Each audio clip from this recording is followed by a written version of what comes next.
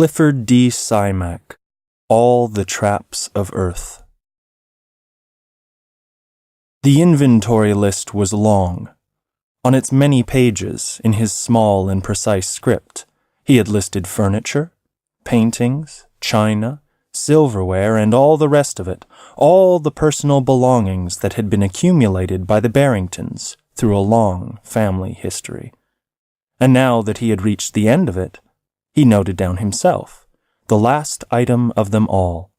One domestic robot, Richard Daniel, antiquated, but in good repair.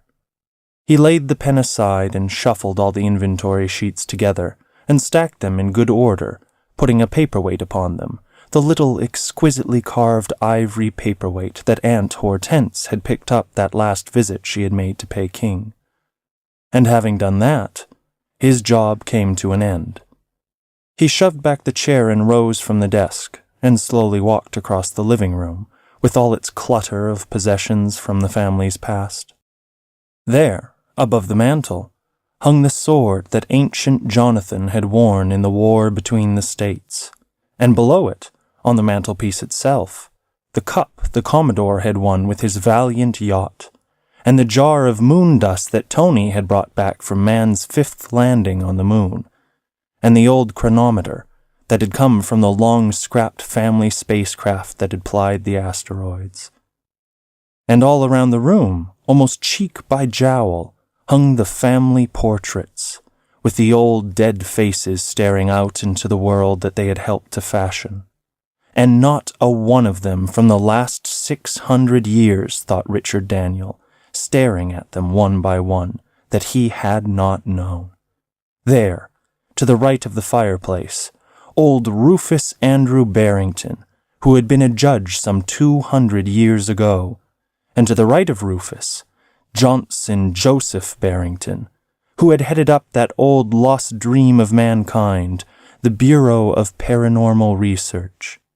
There, beyond the door that led out to the porch, was the scowling pirate face of Danley Barrington, who had first built the family fortune, and many others, administrator, adventurer, corporation chief, all good men and true. But this was at an end. The family had run out. Slowly, Richard Daniel began his last tour of the house. The family room with its cluttered living space, the den with its old mementos, the library and its row of ancient books, the dining hall in which the crystal and the china shone and sparkled, the kitchen gleaming with the copper and aluminum and the stainless steel, and the bedrooms on the second floor, each of them with its landmarks of former occupants.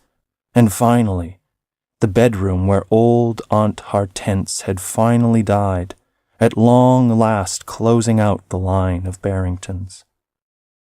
The empty dwelling held a not quite haunted quality, the aura of a house that waited for the old gay life to take up once again.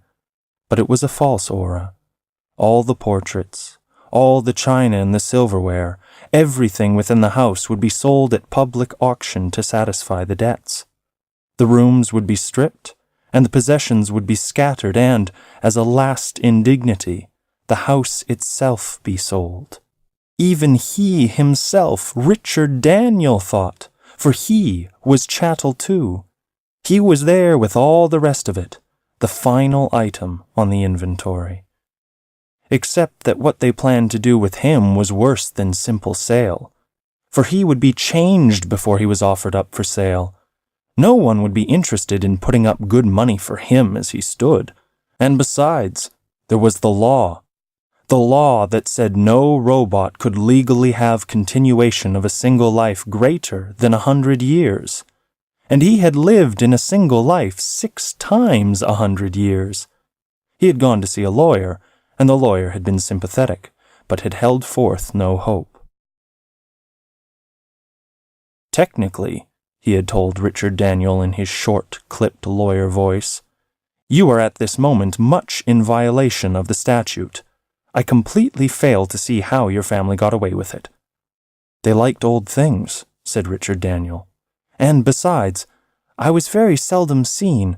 I stayed mostly in the house. I seldom ventured out."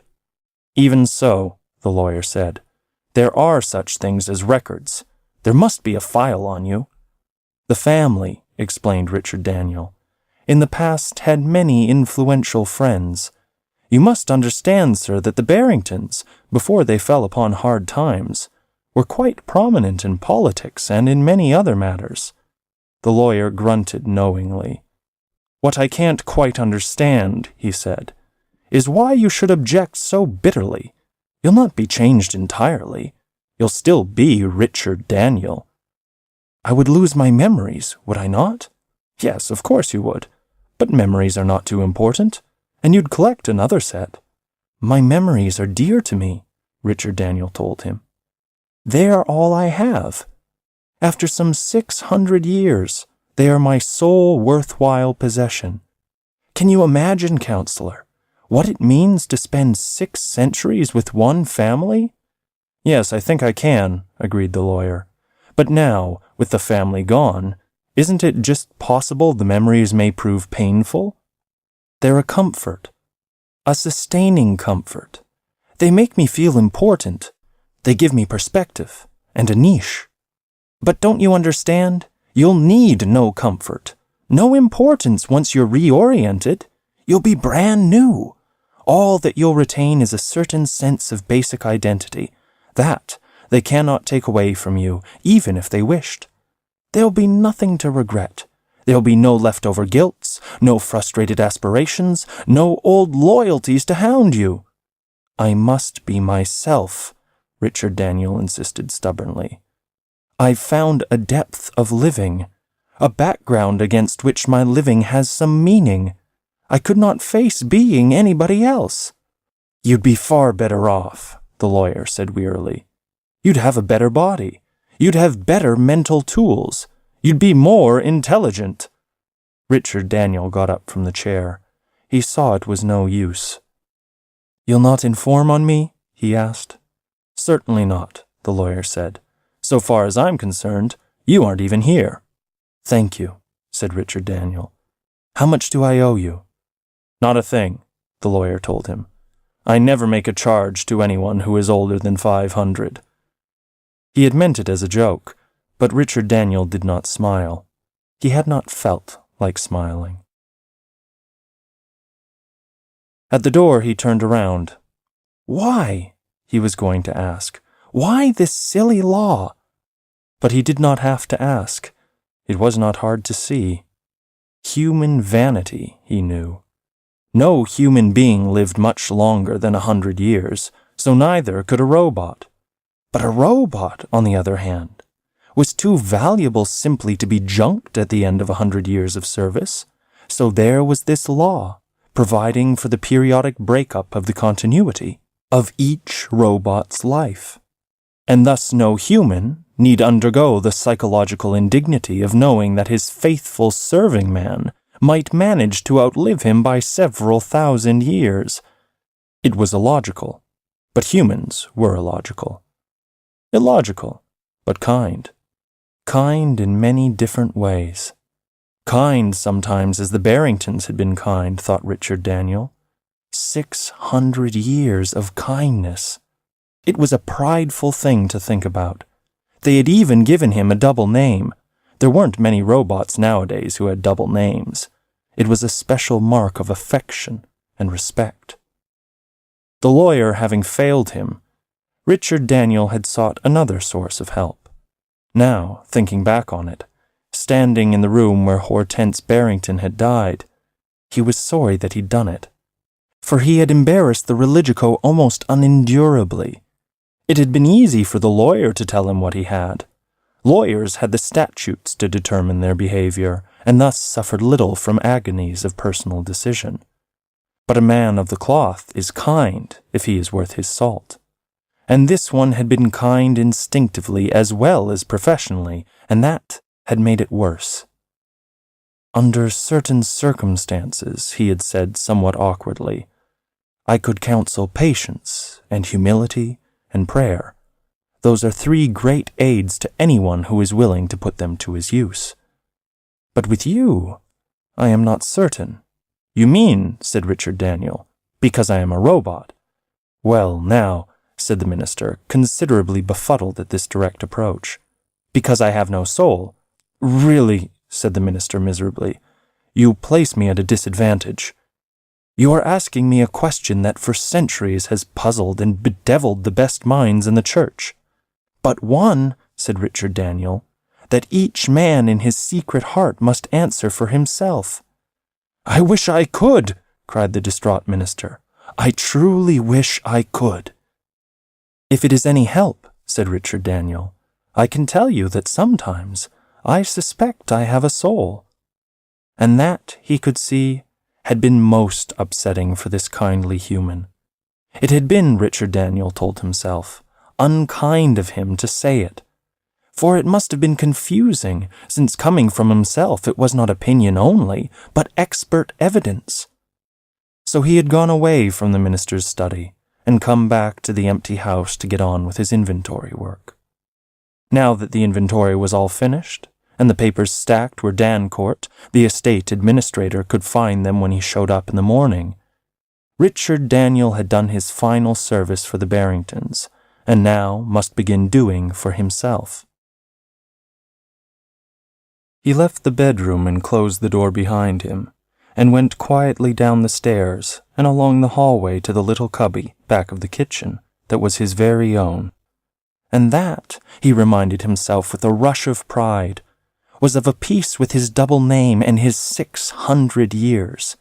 There were not too many robots who had a room, however small, that they might call their own. He went into the cubby and turned on the light and closed the door behind him. And now, for the first time, he faced the grim reality of what he meant to do. The cloak and hat and trousers hung upon a hook, and the galoshes were placed precisely underneath them. His attachment kit lay in one corner of the cubby, and the money was cached underneath the floorboard he had loosened many years ago to provide a hiding place. There was, he told himself, no point in waiting. Every minute counted. He had a long way to go, and he must be at his destination before morning light. He knelt on the floor and pried up the loosened board, shoved in a hand, and brought out the stacks of bills, money hidden through the years against a day of need. There were 3 stacks of bills, neatly held together by elastic bands, money given him throughout the years as tips and Christmas gifts, as birthday presents and rewards for little jobs well done. He opened the storage compartment located in his chest, and stowed away all the bills except for half a dozen which he stuffed into a pocket in one hip. He took the trousers off the hook and, it was an awkward business for he'd never worn clothes before except when he'd tried on these very trousers several days before. It was a lucky thing, he thought, that long-dead Uncle Michael had been a portly man, for otherwise the trousers never would have fit. He got them on, and zippered and belted into place, then forced his feet into the overshoes. He was a little worried about the overshoes. No human went out in the summer wearing overshoes, but it was the best that he could do. None of the regular shoes he'd found in the house had been nearly large enough. He hoped no one would notice, but there was no way out of it. Somehow or other, he had to cover up his feet, for if anyone should see them, they'd be a giveaway. He put on the cloak, and it was a little short. He put on the hat, and it was slightly small, but he tugged it down until it gripped his metal skull, and that was all to the good, he told himself. No wind could blow it off. He picked up his attachments, a whole bag full of them that he'd almost never used.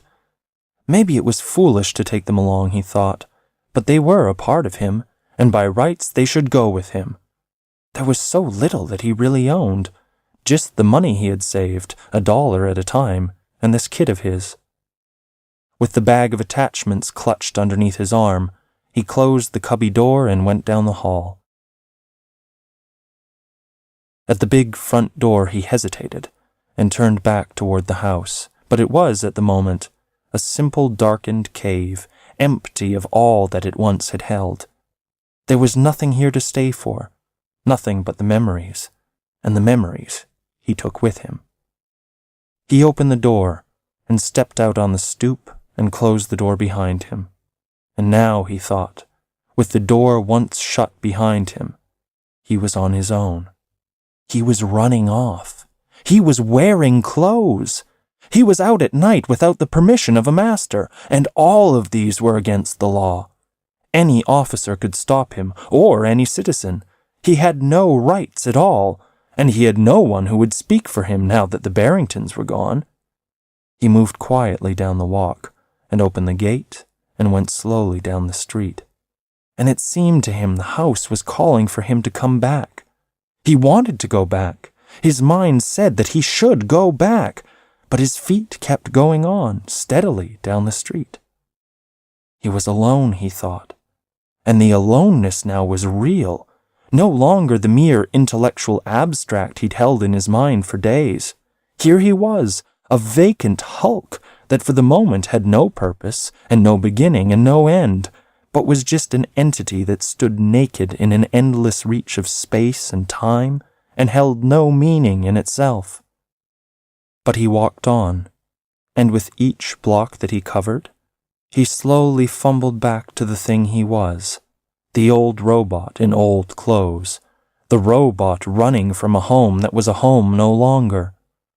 He wrapped the cloak about him tightly, and moved on down the street, and now he hurried, for he had to hurry. He met several people, and they paid no attention to him.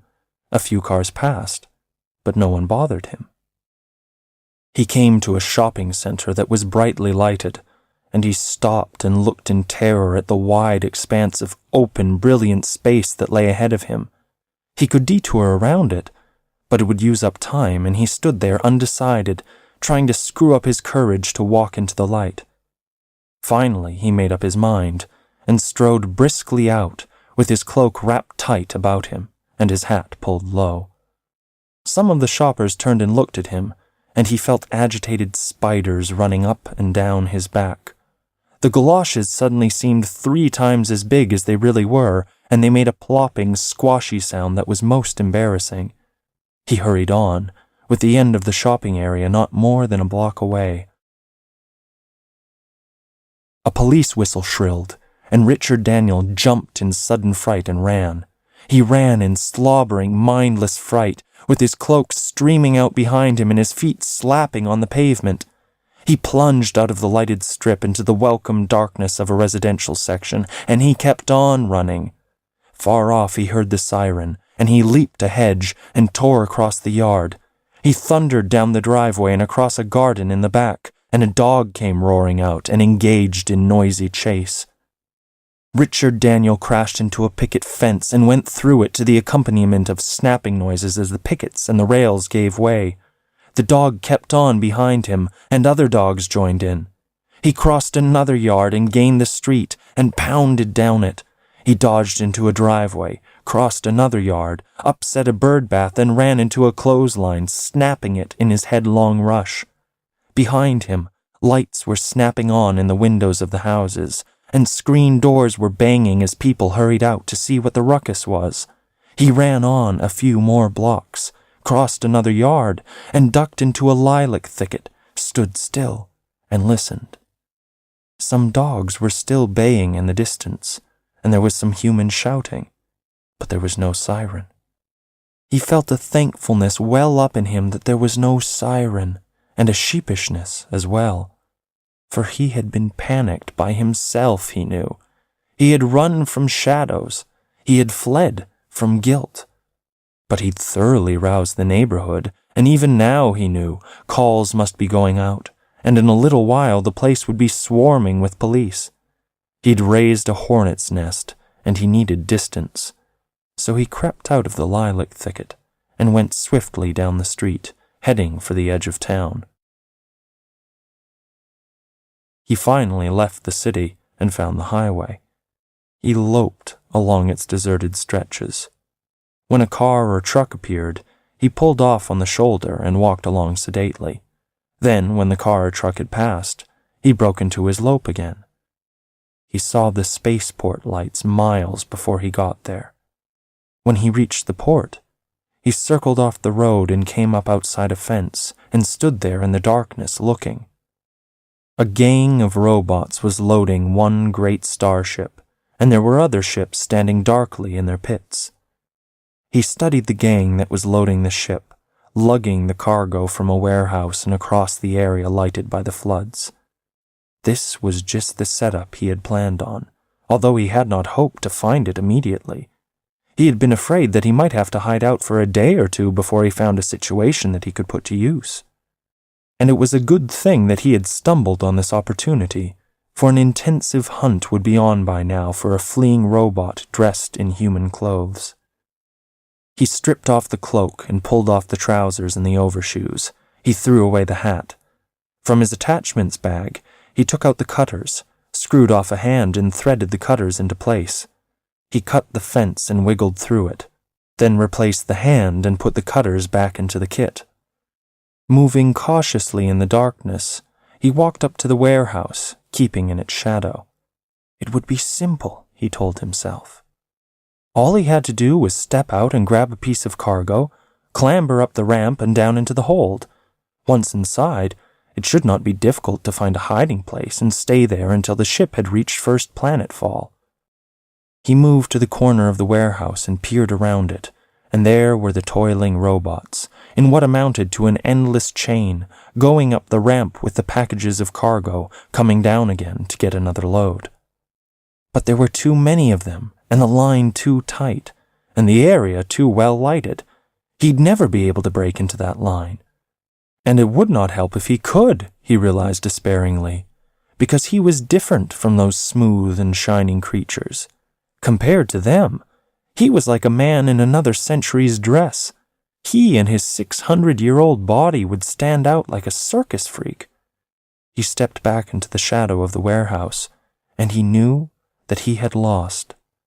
All his best-laid plans, thought out in sober, daring detail as he had labored at the inventory, had suddenly come to naught. It all came, he told himself, from never going out, from having no real contact with the world, from not keeping up with the robot body fashions, from not knowing what the score was. He'd imagined how it would be, and he'd got it all worked out, and when it came down to it, it was nothing like he thought. Now, he'd have to go back to the hole he'd cut in the fence, and retrieve the clothing he had thrown away, and hunt up a hiding place until he could think of something else. Beyond the corner of the warehouse, he heard the harsh, dull grate of metal, and he took another look. The robots had broken up their line, and were streaming back toward the warehouse, and a dozen or so of them were wheeling the ramp away from the cargo port. 3 humans, all dressed in uniform, were walking toward the ship, heading for the ladder, and one of them carried a batch of papers in his hand. The loading was all done, and the ship about to lift, and here he was, not more than 1,000 feet away, and all that he could do was stand and see it go. There had to be a way, he told himself, to get in that ship. If he could only do it, his troubles would be over, or at least the first of his troubles would be over. Suddenly it struck him like a hand across the face. There was a way to do it. He'd stood here blubbering when all the time there had been a way to do it. In the ship, he'd thought, and that was not necessary. He didn't have to be in the ship. He started running, out into the darkness, far out so he could circle round and come upon the ship from the other side, so that the ship would be between him and the floodlights on the warehouse. He hoped that there was time. He thudded out across the port, running in an arc, and came up to the ship, and there was no sign as yet that it was about to leave. Frantically, he dug into his attachments bag and found the things he needed, the last things in that bag he'd ever thought he'd need. He found the suction discs and put them on, one for each knee, one for each elbow, one for each sole and wrist. He strapped the kit about his waist and clambered up one of the mighty fins, using the disc to pull himself awkwardly along. It was not easy. He had never used the discs, and there was a trick to using them, the trick of getting one clamped down and then working loose another so that he could climb. But he had to do it. He had no choice but to do it. He climbed the fin, and there was the vast steel body of the craft rising far above him, like a metal wall climbing to the sky, broken by the narrow line of a row of anchor posts that ran lengthwise of the hull, and all that huge extent of metal painted by the faint, elusive shine of starlight that glittered in his eyes. Foot by foot, he worked his way up the metal wall. Like a humping caterpillar, he squirmed his way, and with each foot he gained, he was a bit more thankful. Then he heard the faint beginning of a rumble, and with the rumble came terror. His suction cups, he knew, might not long survive the booming vibration of the wakening rockets, certainly would not hold for a moment when the ship began to climb. 6 feet above him lay his only hope, the final anchor post in the long row of anchor posts. Savagely, he drove himself up the barrel of the shuddering craft, hugging the steely surface like a desperate fly. The rumble of the tubes built up to blot out all the world, and he climbed in a haze of almost prayerful, brittle hope. He reached that anchor post, or he was as good as dead. Should he slip and drop into that pit of flaming gases beneath the rocket mouths, and he was done for. Once, a cup came loose, and he almost fell, but the others held, and he caught himself. With a desperate, almost careless lunge, he hurled himself up the wall of metal and caught the rung in his fingertips, and held on with a concentration of effort that wiped out all else. The rumble was a screaming fury now that lanced through brain and body.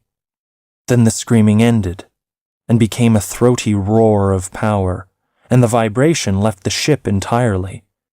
From one corner of his eye he saw the lights of the spaceports swinging over gently on their side.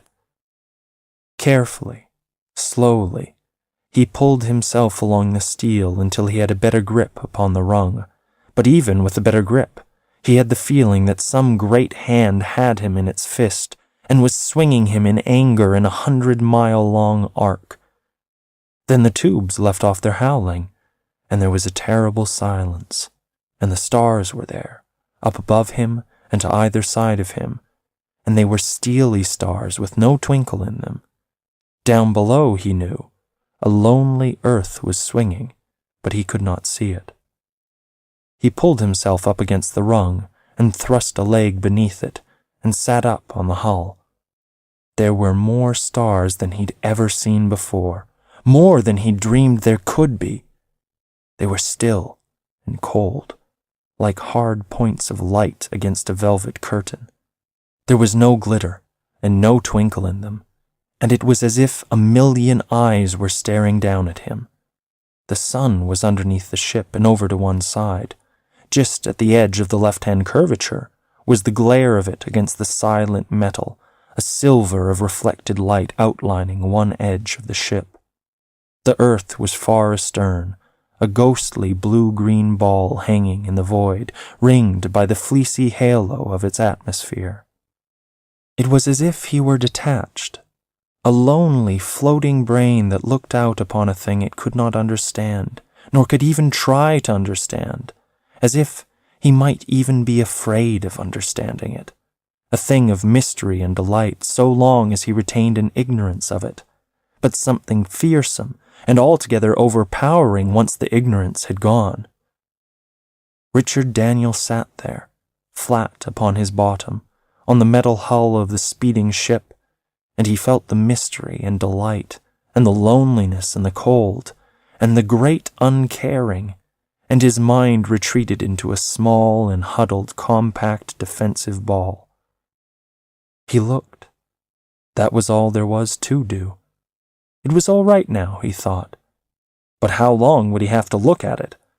How long would he have to camp out here in the open, the most deadly kind of open? He realized for the first time that he had no idea where the ship was going or how long it might take to get there. He knew it was a starship, which meant that it was bound beyond the solar system, and that meant that at some point in its flight it would enter hyperspace. He wondered, at first academically, and then with a twinge of fear, what hyperspace might do to one sitting naked to it. But there was little need, he thought philosophically, to fret about it now, for in due time he'd know, and there was not a thing that he could do about it, not a single thing.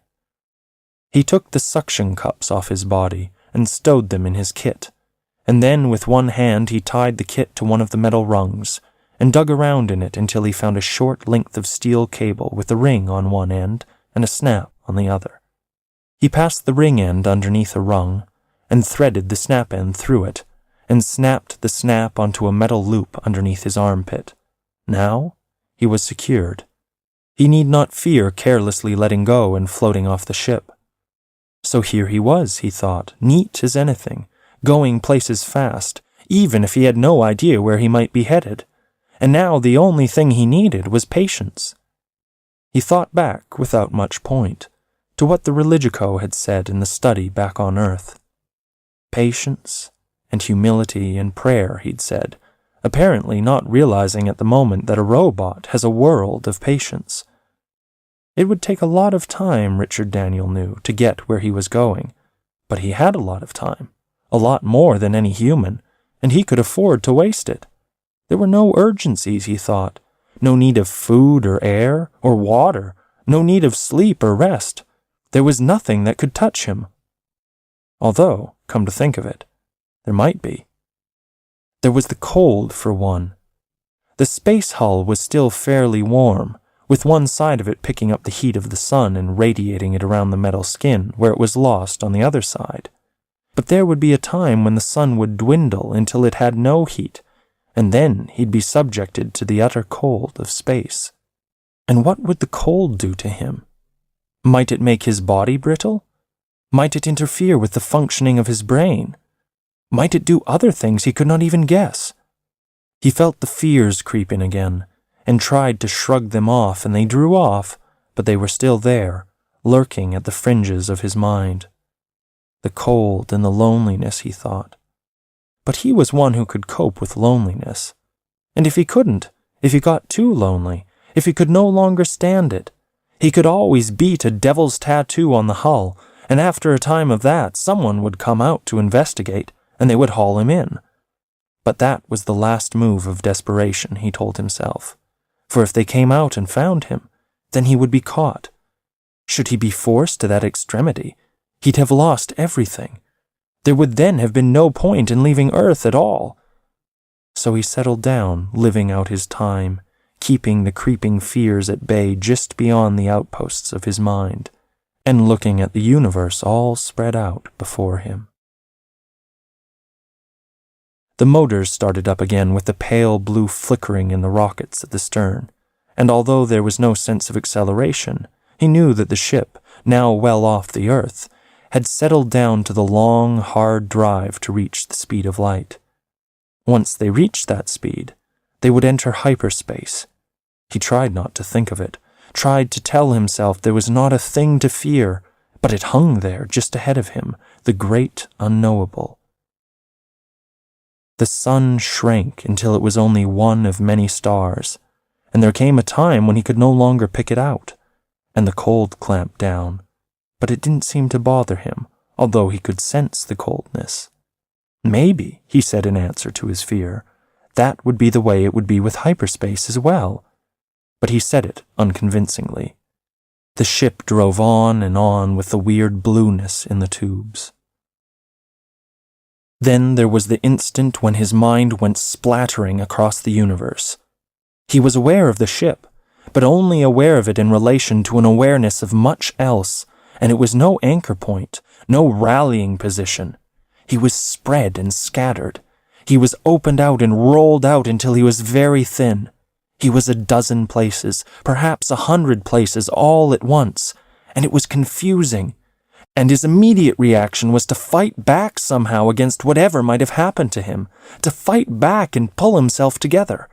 The fighting did no good at all, but made it even worse, for in certain instances it seemed to drive parts of him farther from other parts of him, and the confusion was made greater. So he quit his fighting and his struggling, and just lay there, scattered, and let the panic ebb away, and told himself he didn't care. and wondered if he did. Slow reason returned a dribble at a time, and he could think again, and he wondered rather bleakly if this could be hyperspace, and was pretty sure it was. And if it were, he knew, he'd have a long time to live like this, a long time in which to become accustomed to it and to orient himself, a long time to find himself and pull himself together, a long time to understand this situation if it were, in fact, understandable. So he lay, not caring greatly, with no fear or wonder, just resting, and letting a fact seep into him here and there from many different points. He knew that somehow his body, that part of him which housed the rest of him, was still chained securely to the ship, and that knowledge in itself, he knew, was the first small step towards reorienting himself. He had to reorient, he knew. He had to come to some sort of terms, if not to understanding, with this situation. He had opened up and he had scattered out that essential part of him, the feeling and the knowing and the thinking part of him, and he lay thin across a universe that loomed immense in unreality. Was this, he wondered, the way the universe should be? Or was it the unchained universe, the wild universe beyond the limiting disciplines of measured space and time? He started slowly reaching out, cautious as he had been in his crawling on the surface of the ship, reaching out toward the distant parts of him, a little at a time. He did not know how he did it. He was conscious of no particular technique, but whatever he was doing, it seemed to work, for he pulled himself together bit by knowing bit, until he had gathered up all the scattered fragments of him into several different piles.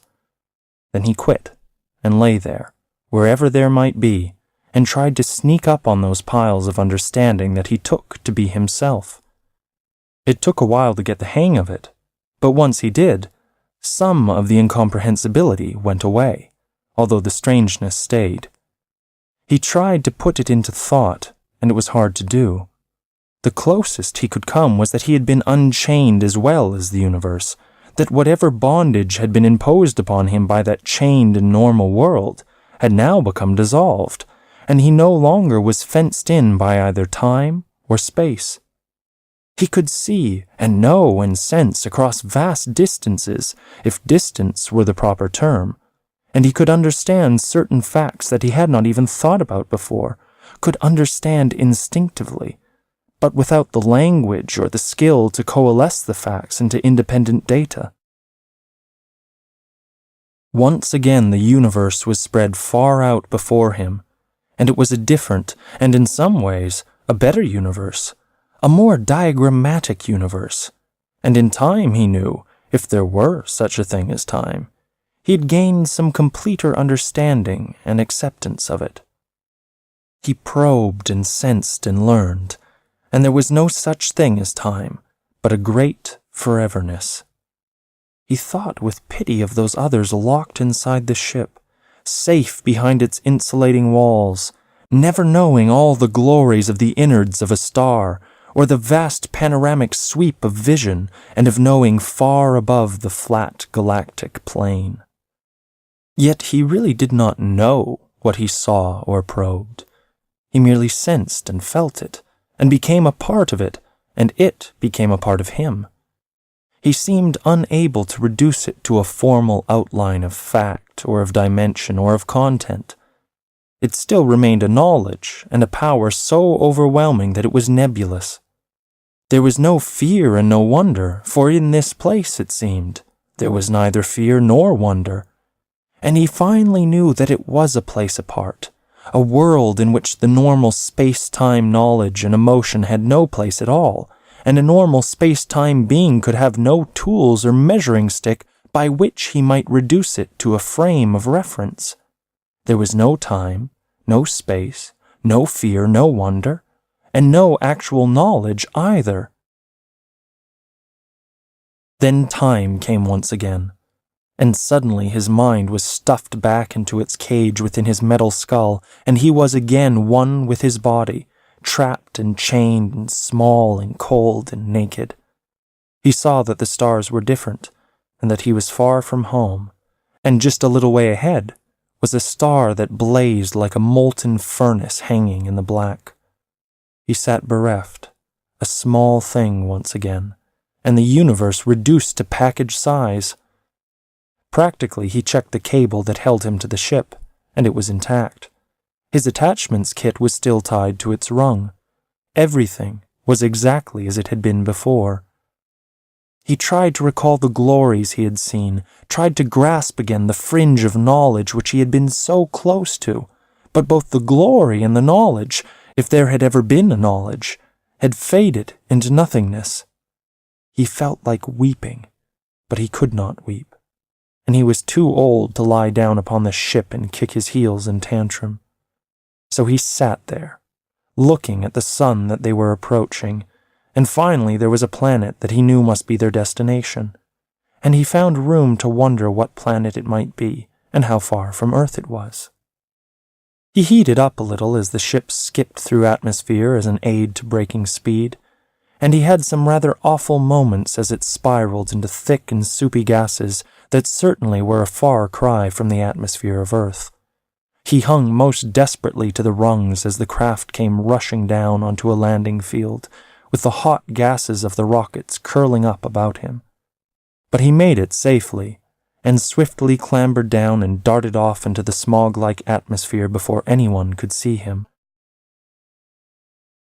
Safely off, he turned and looked back at the ship, and despite its outlines being hidden by the drifting clouds of swirling gases, he could see it clearly, not as an actual structure, but as a diagram.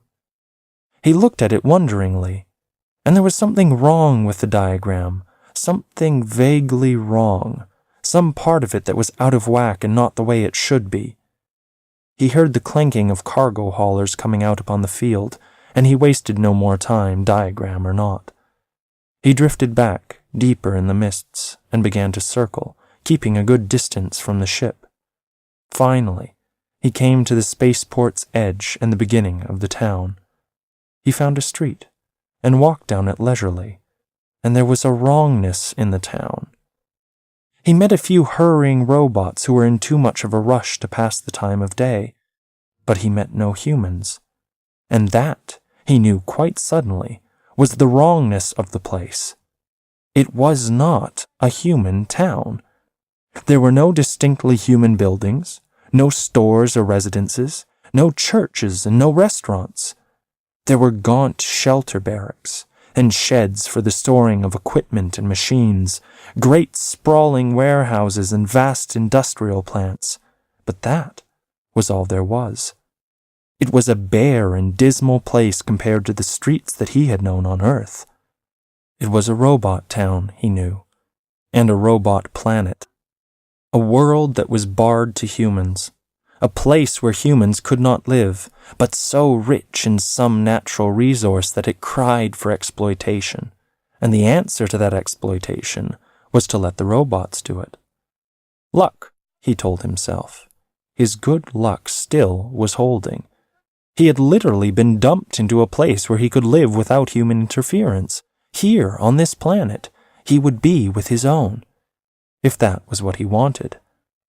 And he wondered if it was. He wondered just exactly what it was he wanted, for he'd had no time to think of what he wanted. He had been too intent on fleeing Earth to think too much about it. He had known all along what he was running from, but had not considered what he might be running to. He walked a little further, and the town came to an end. The street became a path, and went wandering on into the wind-blown fogginess. So he turned around and went back up the street. There had been one barracks, he remembered, that had a transient sign hung out, and he made his way to it. Inside, an ancient robot sat behind the desk. His body was old-fashioned, and somehow familiar. And it was familiar, Richard Daniel knew, because it was as old and battered and as out of date as his. He looked at the body just a bit aghast, and saw that while it resembled his, there were little differences. The same ancient model, certainly, but a different series. possibly a little newer by 20 years or so than his. "Good evening, stranger," said the ancient robot. "You came in on the ship?" Richard Daniel nodded. "You'll be staying till the next one?" "I may be settling down," said Richard Daniel. "I may want to stay here." The ancient robot took a key from off a hook and laid it on the desk. "You representing someone?" "No," said Richard Daniel. "I thought maybe that you were. We get a lot of representatives. Humans can't come here or don't want to come, so they send robots out here to represent them." "You have a lot of visitors." "Some. Mostly the representatives I was telling you about. But there are some that are on the lam. I'd take it, mister, you are on the lam." Richard Daniel didn't answer. "It's all right," the ancient one assured him. "We don't mind at all, just so you behave yourself. Some of our most prominent citizens, they came here on the lam." "That is fine," said Richard Daniel.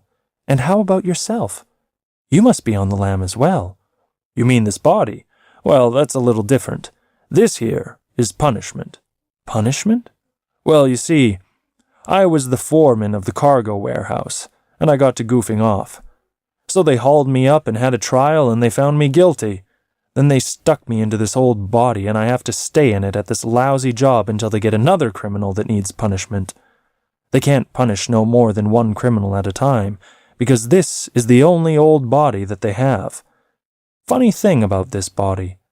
One of the boys went back to Earth on a business trip and found this old heap of metal in a junkyard and brought it home with him, for a joke, I guess. Like a human might buy a skeleton for a joke, you know."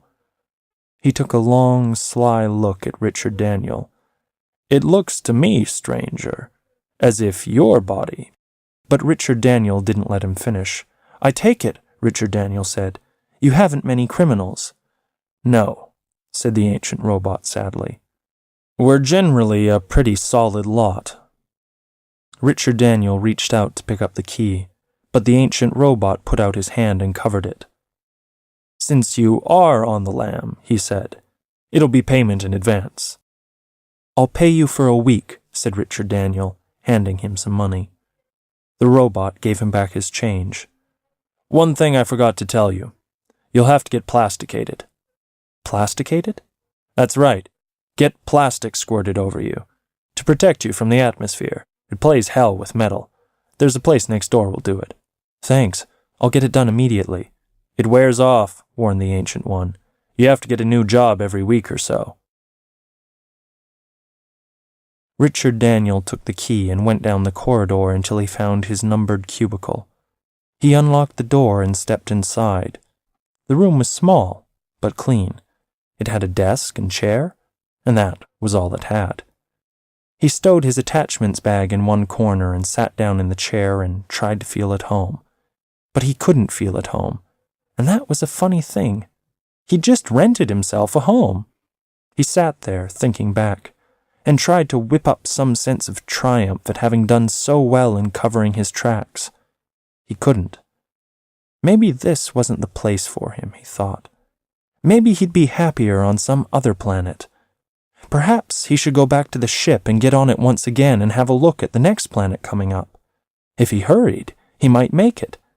But he'd have to hurry, for the ship wouldn't stay longer than it took to unload the consignment for this place and take on new cargo. He got up from the chair, still only half decided.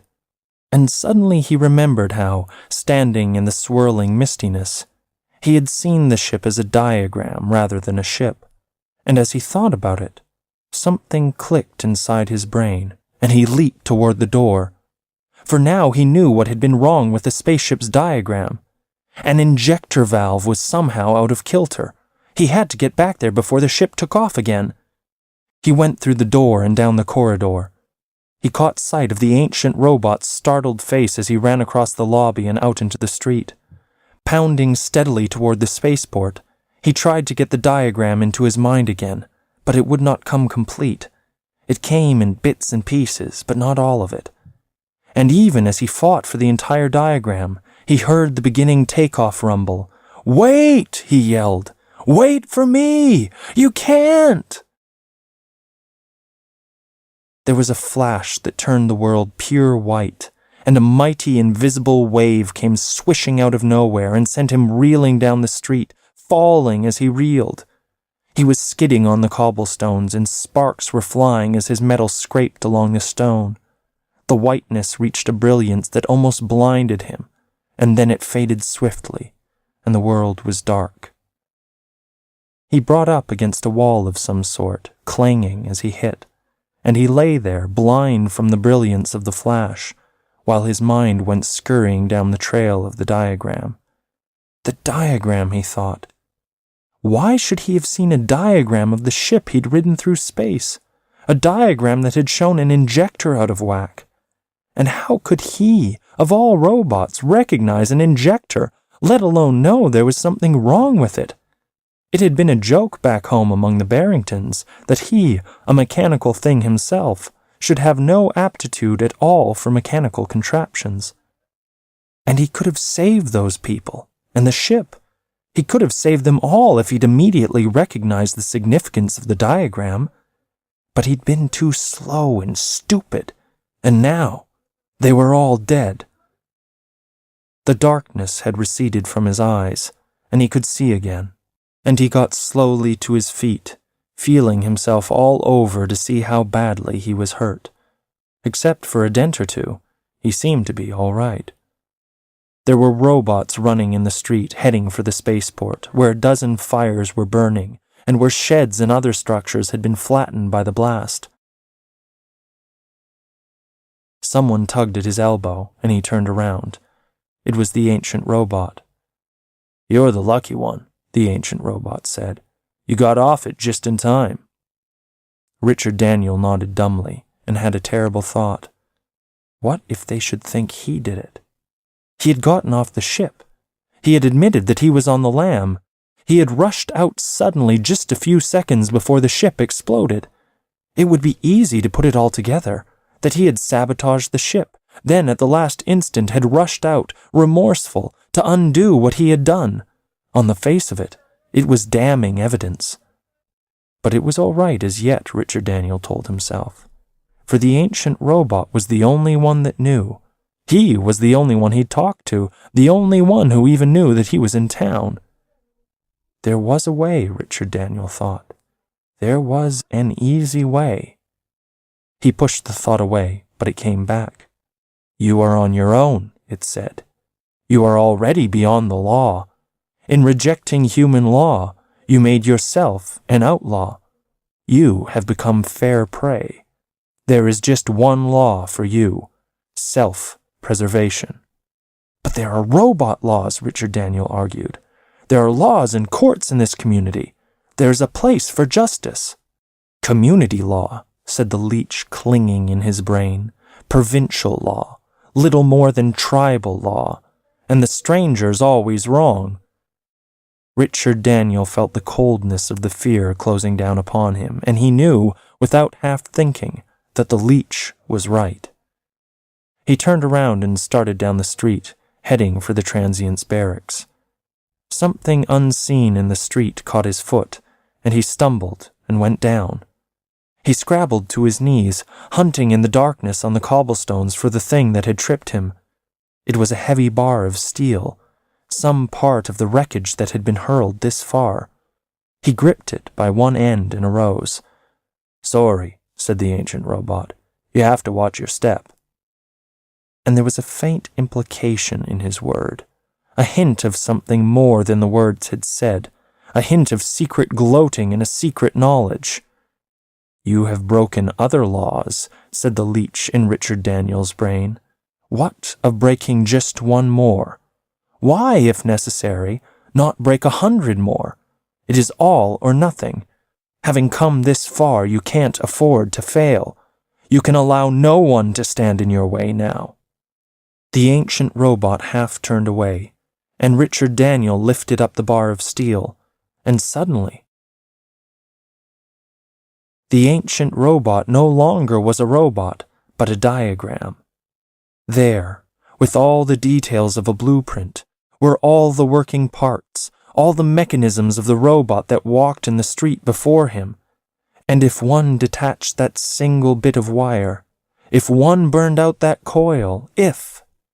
Even as he thought it, the diagram went away, and there was the robot, a stumbling, failing robot that clanged on the cobblestones. Richard Daniel swung around in terror, looking up the street, but there was no one near. He turned back to the fallen robot and quietly knelt beside him. He gently put the bar of steel down into the street, and he felt a thankfulness, for, almost miraculously, he had not killed. The robot on the cobblestones was motionless. When Richard Daniel lifted him, he dangled. And yet he was all right. All anyone had to do to bring him back to life was to repair whatever damage had been done his body, and that served the purpose, Richard Daniel told himself, as well as killing would have done. He stood with the robot in his arms, looking for a place to hide him. He spied an alley between two buildings and darted into it. One of the buildings he saw was set upon stone blocks sunk into the ground, leaving a clearance of a foot or so. He knelt and shoved the robot underneath the building. Then he stood up and brushed the dirt and dust from his body. Back at the barracks and in his cubicle, he found a rag and cleaned up the dirt that he had missed. And he thought hard. He'd seen the ship as a diagram and, not knowing what it meant, hadn't done a thing. Just now he'd seen the ancient robot as a diagram and had most decisively and neatly used that diagram to save himself from murder, from the murder that he was fully ready to commit. But how had he done it? And the answer seemed to be that he really had done nothing. He'd simply thought that one should detach a single wire, burn out a single coil. He'd thought it, and it was done. Perhaps he'd seen no diagram at all. Perhaps the diagram was no more than some sort of psychic rationalization to mask whatever he had seen or sensed. Seeing the ship and robot with the surfaces stripped away from them, and their purpose and their function revealed fully to his view, he had sought some explanation of his strange ability, and his subconscious mind had devised an explanation, an analogy that, for the moment, had served to satisfy him. Like when he'd been in hyperspace, he thought. He'd seen a lot of things out there he had not understood. And that was it, of course, he thought excitedly. Something had happened to him out in hyperspace. Perhaps there'd been something that had stretched his mind. Perhaps he'd picked up some sort of new dimension-seeing, some new twist to his mind. He remembered how, back on the ship again, with his mind wiped clean of all the glory and the knowledge, he had felt like weeping. But now he knew that it had been much too soon for weeping. For although the glory and the knowledge, if there'd been a knowledge, had been lost to him, he had not lost everything. He'd gained a new perceptive device, and the ability to use it somewhat fumblingly. And it didn't really matter that he still was at a loss as to what he did to use it. The basic fact that he possessed it and could use it was enough to start with. Somewhere out in front there was someone calling. Someone, he now realized, who had been calling for some little time. "Hubert, where are you? Hubert, are you around? Hubert!" Hubert. Could Hubert be the ancient robot? Could they have missed him already? Richard Daniel jumped to his feet for an undecided moment, listening to the calling voice, and then sat down again. Let them call, he told himself. Let them go out and hunt. He was safe in this cubicle. He had rented it, and for the moment it was home, and there was no one who would dare break in upon him. But it wasn't home. No matter how hard he tried to tell himself it wasn't. There wasn't any home. Earth was home, he thought, and not all of Earth, but just a certain street, and that one part of it was barred to him forever. It had been barred to him by the dying of a sweet old lady who had outlived her time. It had been barred to him by his running from it. He did not belong on this planet, he admitted to himself, nor on any other planet. He belonged on Earth with the Barringtons, and it was impossible for him to be there. Perhaps, he thought, he should have stayed and let them reorient him. He remembered what the lawyer had said about memories that could become a burden and a torment. After all, it might have been wiser to have started over once again. For what kind of future did he have, with his old, outdated body, his old, outdated brain?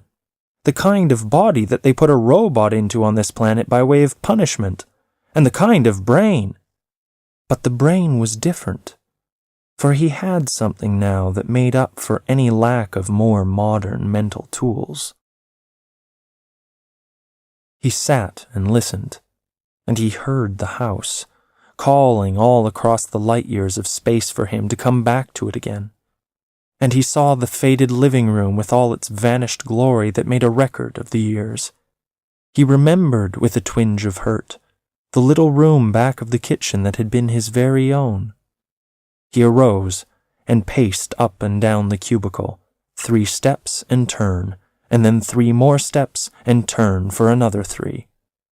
The sights and sounds and smells of home grew close and wrapped themselves about him, and he wondered wildly if he might not have the power, a power accorded him by the universe of hyperspace, to will himself to that familiar street again.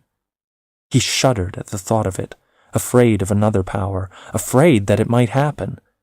Afraid of himself, perhaps, of the snarled and tangled being he was, no longer the faithful, shining servant, but a sort of mad thing that rode outside a spaceship, that was ready to kill another being, that could face up to the appalling sweep of hyperspace, yet cowered before the impact of a memory.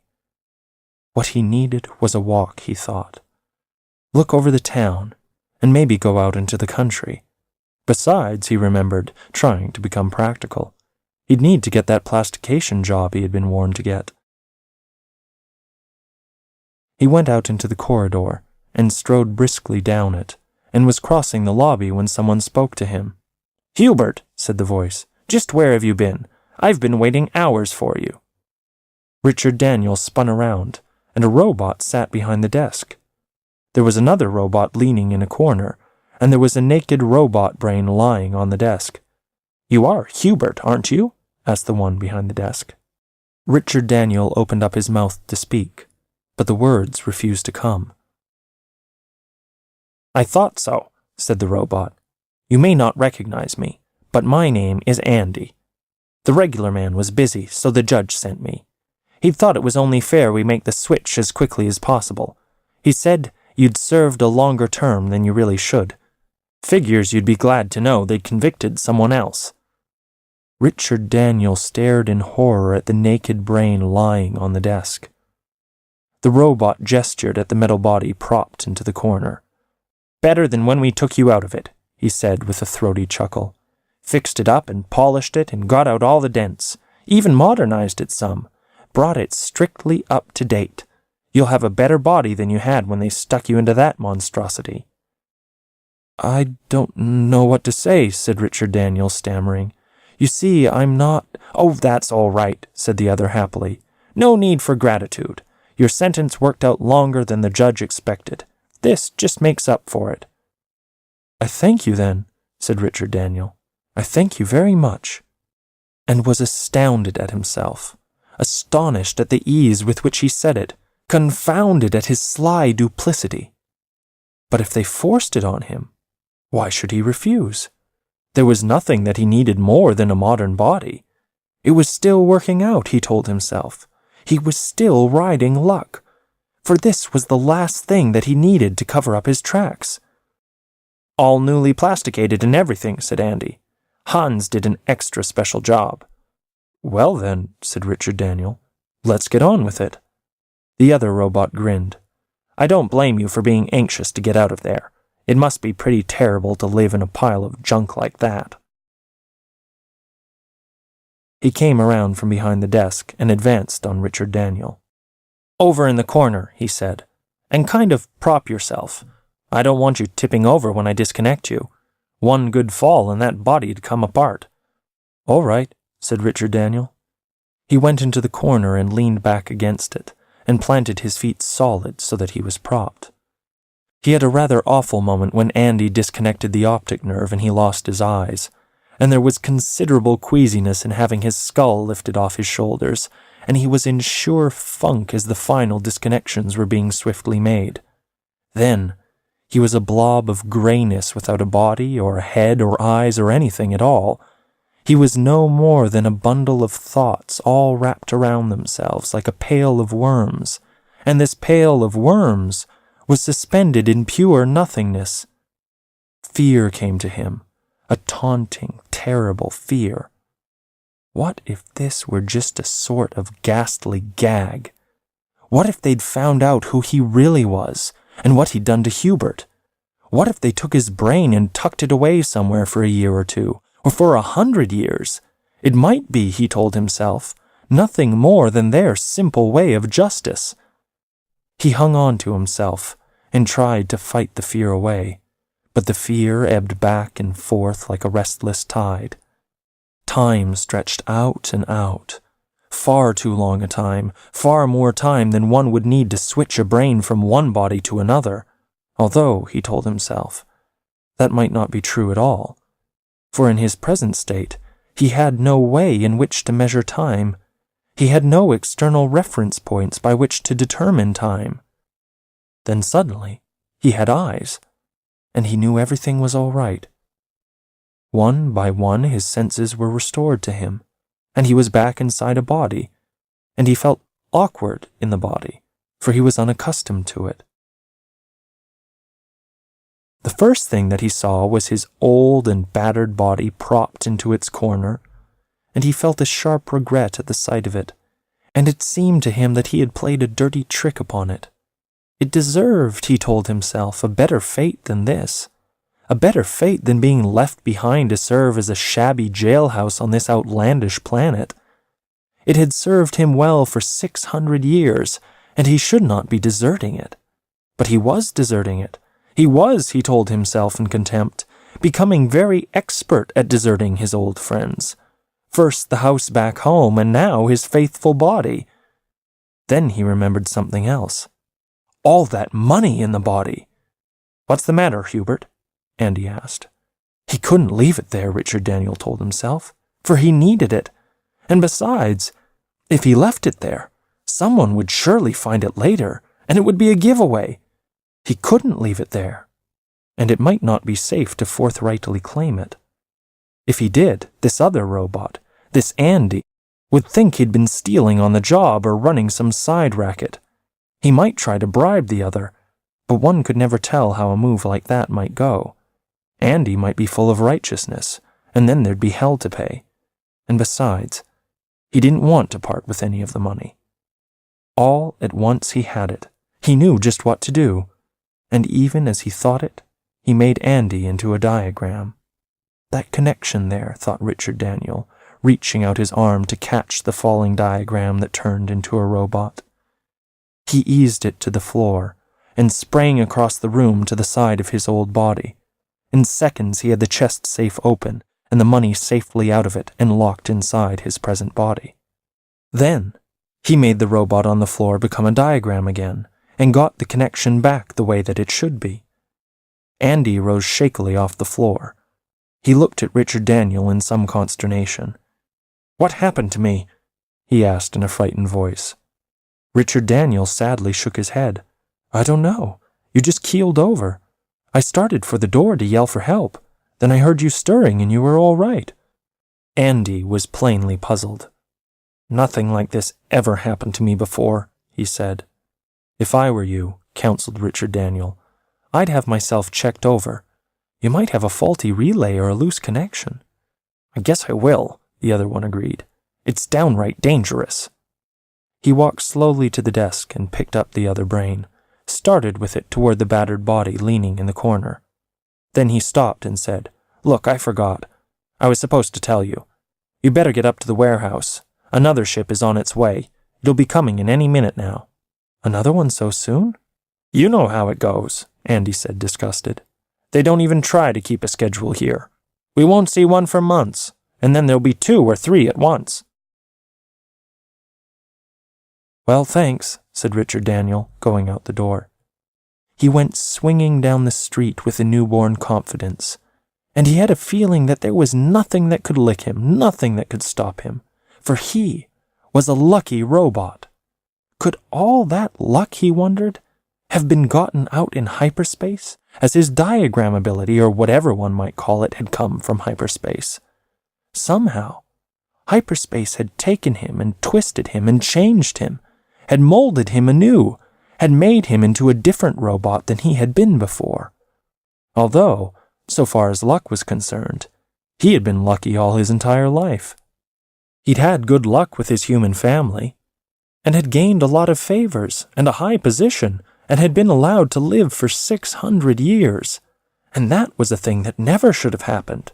No matter how powerful or influential the Barringtons had been, that 600 years must be due in part to nothing but sheer luck. In any case, the luck and the diagram ability gave him a solid edge over all the other robots he might meet.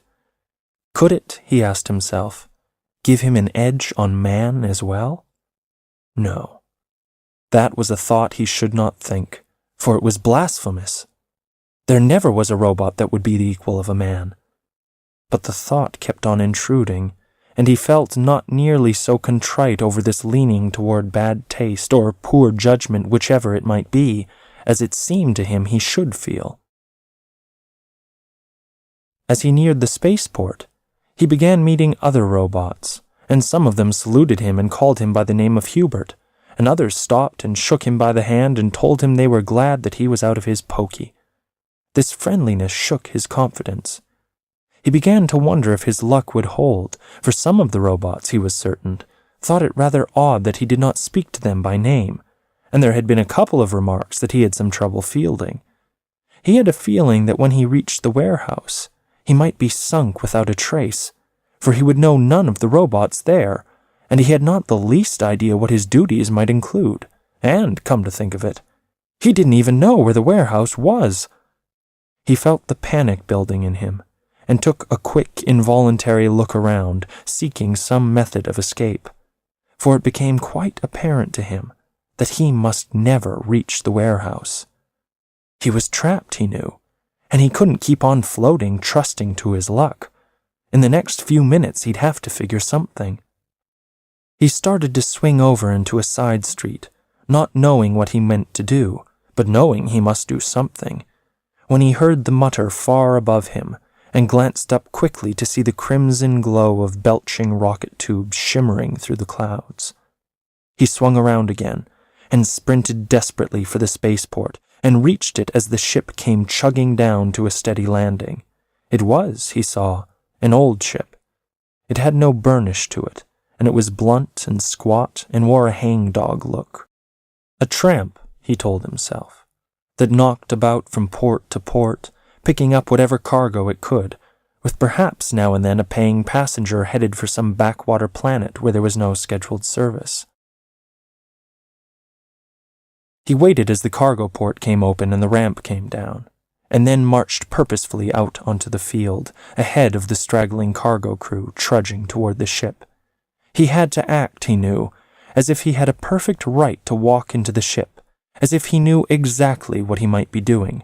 If there were a challenge, he would pretend he didn't hear it and simply keep on going.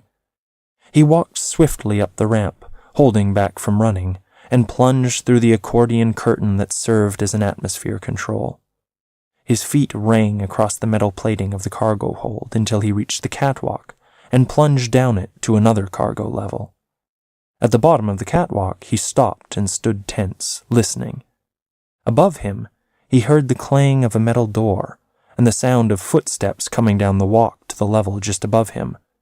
That would be the purser or the first mate, he told himself, or perhaps the captain, coming down to arrange for the discharge of the cargo.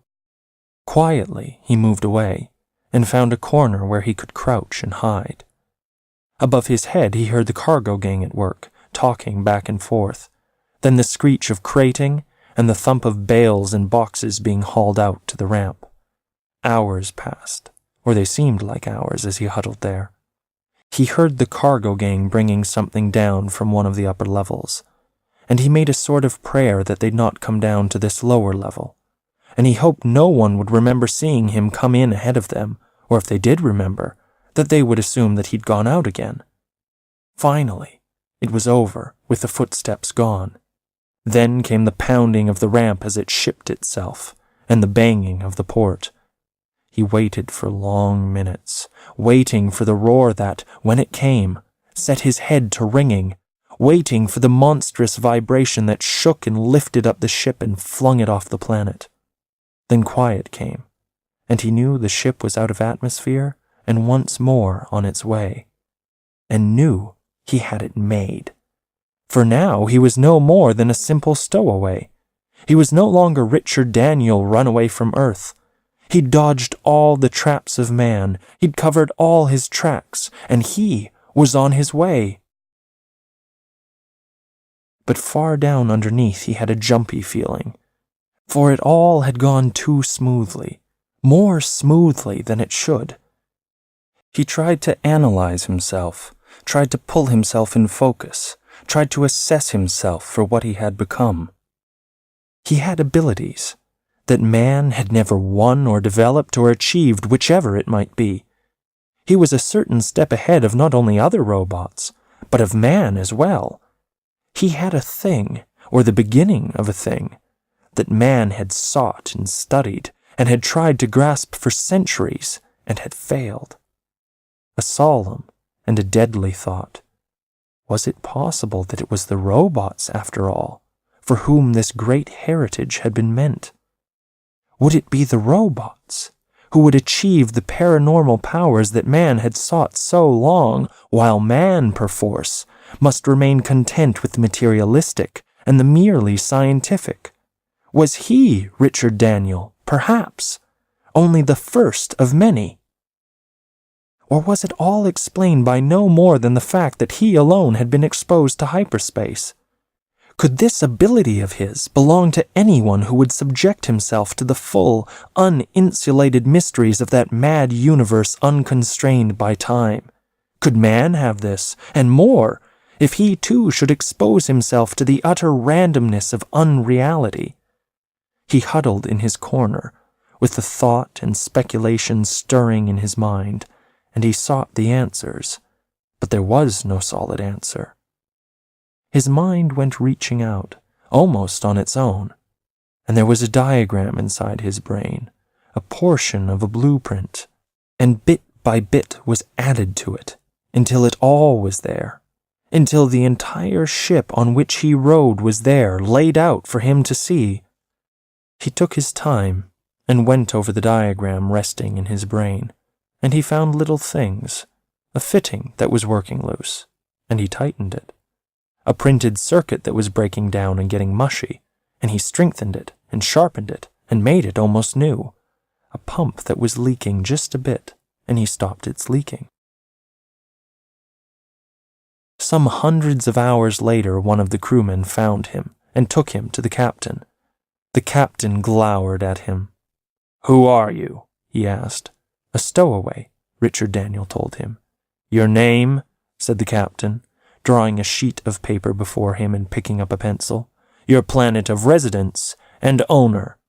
"I refuse to answer you," said Richard Daniel sharply, and knew that the answer wasn't right, for it was not right and proper that a robot should refuse a human a direct command. But the captain did not seem to mind. He laid down the pencil and stroked his black beard slyly. "In that case," he said, "I can't exactly see how I can force the information from you, although there might be some who'd try. You are lucky that you stowed away on a ship whose captain is a most kind-hearted man." He didn't look kind-hearted. He did look foxy. Richard Daniel stood there, saying nothing. "Of course," the captain said, "there's a serial number somewhere on your body, and another on your brain, but I suppose that you'd resist if we tried to look for them." "I am afraid I would." "In that case," said the captain, "I don't think, for the moment, we'll concern ourselves with them." Richard Daniel still said nothing, for he realized that there was no need to. This crafty captain had it all worked out, and he'd let it go at that. "For a long time," said the captain, "my crew and I have been considering the acquiring of a robot, but it seems we never got around to it. For one thing, robots are expensive, and our profits are not large." He sighed and got up from his chair and looked Richard Daniel up and down. "A splendid specimen," he said. "We welcome you aboard. You'll find us congenial." "I am sure I will," said Richard Daniel. "I thank you for your courtesy." "And now," the captain said, "you'll go up on the bridge and report to Mr. Duncan. I'll let him know you're coming. He'll find some light and pleasant duty for you." Richard Daniel did not move as swiftly as he might, as sharply as the occasion might have called for all at once the captain had become a complex diagram. Not like the diagrams of ships or robots, but a diagram of strange symbols, some of which Richard Daniel knew were frankly chemical, but others which were not. "You heard me," snapped the captain. "Move!" "Yes, sir," said Richard Daniel, willing the diagram away, making the captain come back again into his solid flesh. Richard Daniel found the first mate on the bridge, a horse-faced, somber man with a streak of cruelty ill hidden, and slumped in a chair to one side of the console was another of the crew, a sodden, terrible creature. The sodden creature cackled. "Well, well, Duncan, the first non-human member of the Rambler's crew." Duncan paid him no attention. He said to Richard Daniel, "I presume you are industrious and ambitious, and would like to get along." "Oh, yes," said Richard Daniel, and was surprised to find a new sensation, laughter, rising in himself. "Well then," said Duncan, "report to the engine room. They have work for you. When you've finished there, I'll find something else." "Yes, sir," said Richard Daniel, turning on his heel. "A minute," said the mate. "I must introduce you to our ship's physician, Dr. Abram Wells. You can be truly thankful you'll never stand in need of his services." "Good day, doctor," said Richard Daniel most respectfully. "I welcome you," said the doctor, pulling a bottle from his pocket. "I don't suppose you'll have a drink with me. Well then, I'll drink to you." Richard Daniel turned around and left. He went down to the engine room and was put to work at polishing and scrubbing and generally cleaning up. The place was in need of it. It had been years, apparently, since it had been cleaned or polished, and it was about as dirty as an engine room can get, which is terribly dirty. After the engine room was done, there were other places to be cleaned and furbished up, and he spent endless hours at cleaning and painting and shining up the ship. The work was of the dullest kind, but he didn't mind. It gave him time to think and wonder, time to get himself sorted out and to become acquainted with himself, to try to plan ahead. He was surprised at some of the things he found in himself. Contempt, for one. Contempt for the humans on this ship. It took a long time for him to become satisfied that it was contempt, for he'd never held a human in contempt before. But these were different humans, not the kind he'd known. These were no Barringtons. Although it might be, he realized, that he felt contempt for them because he knew them thoroughly. Never before had he known a human as he knew these humans, for he saw them not so much as living animals, as intricate patternings of symbols. He knew what they were made of, and the inner urgings that served as motivations, for the patterning was not of their bodies only, but of their minds as well. He had a little trouble with the symbology of their minds, for it was so twisted and so interlocked and so utterly confusing that it was hard at first to read. But he finally got it figured out, and there were times he wished he hadn't. The ship stopped at many ports, and Richard Daniel took charge of the loading and unloading, and he saw the planets, but was unimpressed. One was a nightmare of fiendish cold, with the very atmosphere turned to drifting snow. Another was a dripping, noisome jungle world, and still another was a bare expanse of broken, tumbled rock, without a trace of life beyond the crew of humans and their robots who manned the huddled station in this howling wilderness. It was after this planet that Jenks, the cook, went screaming to his bunk, twisted up with pain, the victim of a suddenly inflamed vermiform appendix. Dr. Wells came tottering in to look at him, and a half-filled bottle sagging the pocket of his jacket, and later stood before the captain, holding out 2 hands that trembled, and with terror in his eyes. "But I cannot operate," he blubbered. "I cannot take the chance. I would kill the man." He did not need to operate. Jenks suddenly improved. The pain went away, and he got up from his bunk and went back to the galley, and Dr. Wells sat huddled in his chair, bottle gripped between his hands, crying like a baby. Down in the cargo hold, Richard Daniel sat likewise huddled and aghast that he had dared to do it. Not that he had been able to, but that he had dared, that he, a robot, should have taken on himself an act of interference, however merciful, with the body of a human. Actually, the performance had not been too difficult. It was, in a certain way, no more difficult than the repairing of an engine or the untangling of a faulty circuit. No more difficult, just a little different. And he wondered what he'd done, and how he'd gone about it, for he did not know. He held the technique in his mind, of that there was ample demonstration, but he could in no way isolate or pinpoint the pure mechanics of it. It was like an instinct, he thought, unexplainable but entirely workable.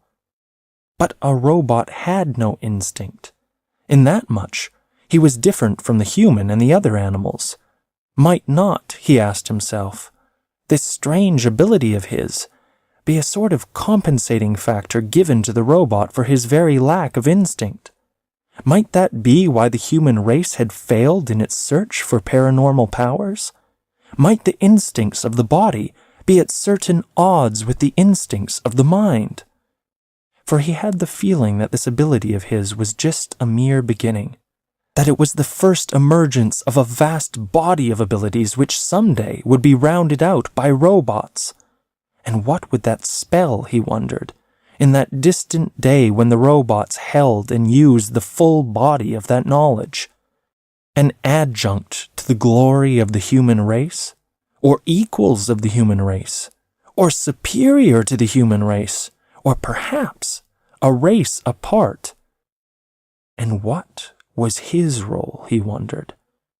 Was it meant that he should go out as a missionary, a messiah, to carry to robots throughout the universe the message that he held? There must be some reason for his having learned this truth. It could not be meant that he would hold it as a personal belonging, as an asset all his own. He got up from where he sat and moved slowly back to the ship's forward area, which now gleamed spotlessly from the work he'd done on it, and he felt a certain pride. He wondered why he had felt that it might be wrong, blasphemous somehow, to announce his abilities to the world. Why had he not told these here in the ship that it had been he who had healed the cook, or mentioned the many other little things he'd done to maintain the ship in perfect running order? Was it because he did not need respect, as a human did so urgently? Did glory have no basic meaning for a robot? Or was it because he held the humans in this ship in such utter contempt that their respect had no value to him? And this contempt, was it because these men were meaner than other humans he had known? Or was it because he now was greater than any human being? Would he ever again be able to look on any human as he had looked upon the Barringtons? He had a feeling that if this were true, he would be the poorer for it. Too suddenly the whole universe was home, and he was alone in it, and as yet he'd struck no bargain with it or himself. The bargain would come later. He need only bide his time and work out his plans, and his would be a name that would be spoken when his brain was scaling flakes of rust, for he was the emancipator, the messiah of the robots. He was the one who had been called to lead them from the wilderness. "You!" a voice cried. Richard Daniel wheeled around and saw it was the captain. "What do you mean, walking past me as if you didn't see me?" asked the captain fiercely. "I'm sorry," Richard Daniel told him. "You snubbed me," raged the captain. "I was thinking," Richard Daniel said. "I'll give you something to think about," the captain yelled. I'll work you till your tail drags. I'll teach the likes of you to get uppity with me." "As you wish," said Richard Daniel, for it didn't matter. It made no difference to him at all what the captain did or thought. And he wondered why the respect even of a robot should mean so much to a human like the captain, why he should guard his small position with so much zealousness. "In another 20 hours, the captain said, "we hit another port." "I know," said Richard Daniel. "Sleepy Hollow, on Arcadia." "All right, then," said the captain. "Since you know so much, get down into the hold and get the cargo ready to unload. We've been spending too much time in all these lousy ports loading and unloading. You've been dogging it." "Yes, sir," said Richard Daniel, turning back and heading for the hold. He wondered faintly if he were still robot, or was he something else? Could a machine evolve, he wondered, as man himself evolved? And if a machine evolved, whatever would it be? Not man, of course, for it never could be that. But could it be machine? He hauled out the cargo consigned to Sleepy Hollow, and there was not too much of it. So little of it, perhaps, that none of the regular carriers would even consider its delivery, but dumped it off at the nearest terminal, leaving it for a roving tramp like the Rambler to carry eventually to its destination. When they reached Arcadia, he waited until the thunder died and the ship was still. Then he shoved the lever that opened up the port and slid out the ramp. The port came open ponderously, and he saw blue skies, and the green of trees, and the far-off swirl of chimney smoke mounting in the sky. He walked slowly forward until he stood upon the ramp, and there lay Sleepy Hollow, a tiny, huddled village planted at the river's edge, with the forest as a background. The forest ran on every side to a horizon of climbing, folded hills. Fields lay near the village, yellow with maturing crops, and he could see a dog sleeping in the sun outside a cabin door. A man was climbing up the ramp toward him, and there were others running from the village. "You have cargo for us?" asked the man. "A small consignment," Richard Daniel told him. "You have something to put on?" The man had a weather-beaten look, and he'd missed several haircuts and had not shaved for days. His clothes were rough and sweat-stained, and his hands were strong and awkward with hard work. "A small shipment," said the man. "You'll have to wait until we bring it up. We had no warning you were coming. Our radio is broken." "You go and get it," said Richard Daniel. "I'll start unloading." He had the cargo half unloaded when the captain came storming down into the hold. "What was going on?" he yelled. "How long would they have to wait? God knows we're losing money as it is, even stopping at this place." "That may be true," Richard Daniel argued, "but you knew that when you took the cargo on. There'll be other cargoes, and goodwill is something." "Goodwill be damned," the captain roared. "How do I know I'll ever see this place again?" Richard Daniel continued unloading cargo. "You," the captain shouted, "go down to that village and tell them I'll wait no longer than an hour." "But this cargo, sir." "I'll get the crew at it. Now jump." So Richard Daniel left the cargo and went down into the village. He went across the meadow that lay between the spaceport and the village, following the rutted wagon tracks, and it was a pleasant walk. He realized with surprise that this was the first time he'd been on solid ground since he'd left the robot planet. He wondered briefly what the name of that planet might have been, for he had never known, nor what its importance was, why the robots might be there, or what they might be doing, and he wondered too, with a twinge of guilt, if they'd found Hubert yet. And where might Earth be now, he asked himself. In what direction did it lie, and how far away? Although it didn't really matter, for he was done with Earth. He had fled from Earth, and gained something in his fleeing. He had escaped all the traps of Earth, and all the snares of man. What he held was his, to do with as he pleased, for he was no man's robot, despite what the captain thought.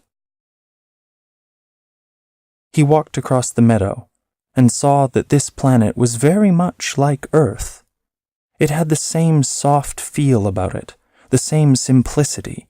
It had far distances, and there was a sense of freedom.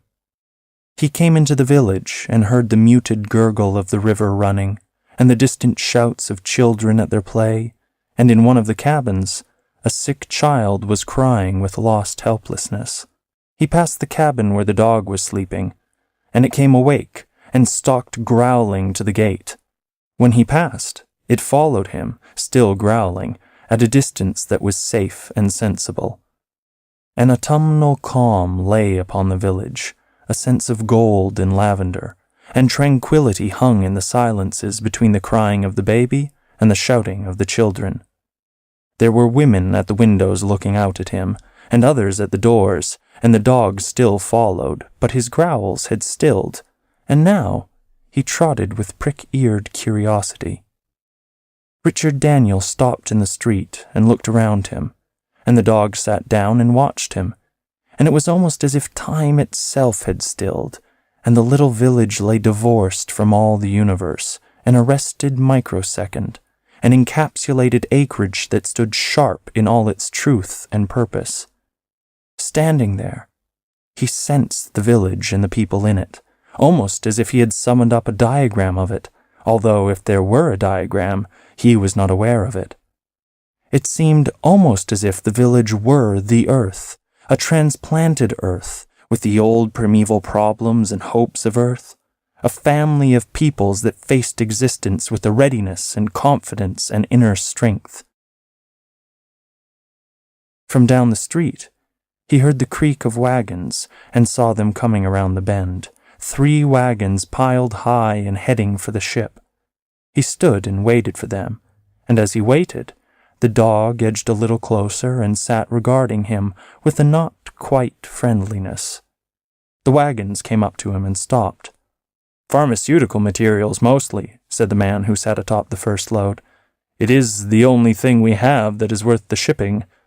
"You seem to have a lot of it," Richard Daniel told him. The man shook his head. "It's not so much. It's almost 3 years since a ship's been here. We'll have to wait another 3 or more, perhaps, before we see another."